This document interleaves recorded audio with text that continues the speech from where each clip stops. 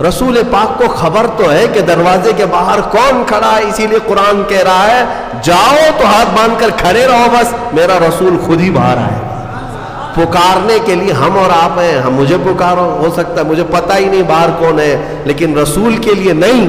ایک صحابی آئے، وہ دعا کرانے کے لیے آئے تھے، گھر سے غریب تھے، تنگ دست تھے، ان کے ماں باپ کا انتقال ہو گیا تھا، یہ سوچ کر کے گھر سے نکلے آج میرے والدین کی مغفرت کی دعا کراؤں گا اور میری غریبی دور ہو جائے، تنگ دستی دور ہو جائے، اس کے لیے حضور سے سفارش کروں گا۔ آئے لیکن دیکھا مجمع ایسا حضور کو سمیٹے بیٹھا ہے، بڑے بڑے صحابہ سامنے، ان کو جانے کی ہمت نہیں ہوئی، دور بیٹھے رہ گئے۔ عصر سے مغرب تک انتظار کیا، موقع نہیں ملا۔ مغرب کی اذان ہوئی، نماز کے لیے میرے آقا تشریف لائے، نماز کے بعد پھر حضور بیٹھے، لیکن بڑے بڑے صحابہ نے گھیر لیا۔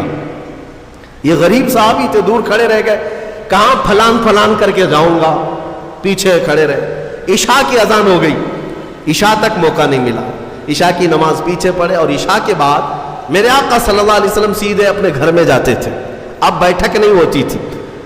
اب عشاء کی نماز کے بعد حضور اپنے حجرے کی طرف نکلے۔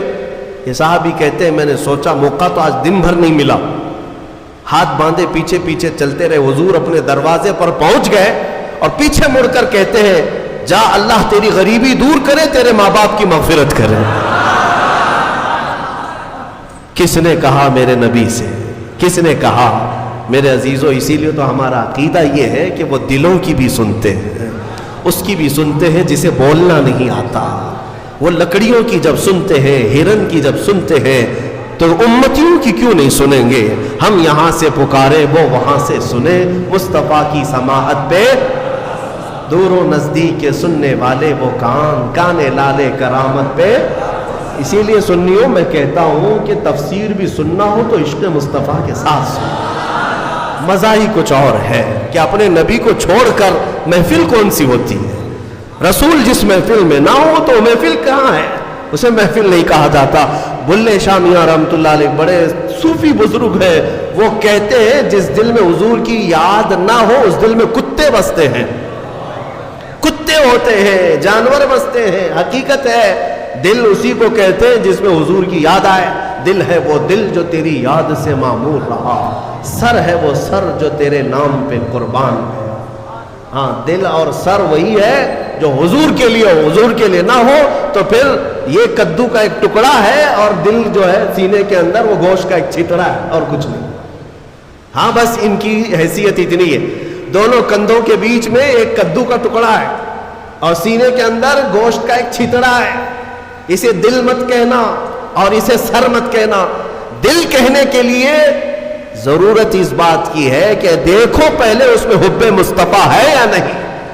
سر کہنے کے لیے ہر ایک کو سر مت کہنا، بلکہ اعلیٰ حضرت فرماتے سر صرف وہی ہے جو ان کے قدموں پہ قربان ہونے کو تیار ہے، وہی سر ہے۔